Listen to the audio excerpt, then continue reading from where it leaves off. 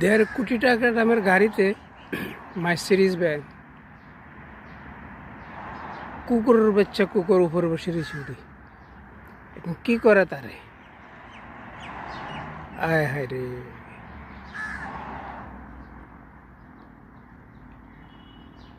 1.5 থেকে 2 কোটি টাকার গাড়ি, তার কি এই কুকুরের কে কিছু বলতে পারবে? বললে হে হাউ হাউ করবে। হ্যাঁ বাতিজা, হ্যাঁ, এনজয় করো, তুমি এনজয় করো।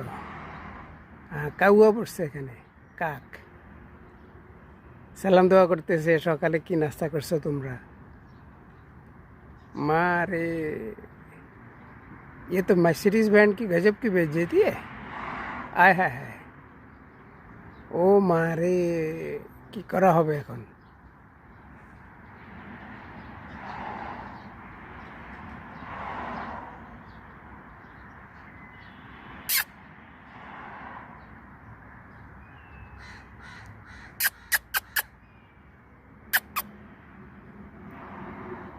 क्या गजब की बेइज्जती है मर्सिडीज की।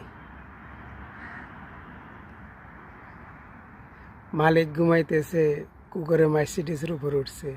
আয় হায়, কাকও আসছে।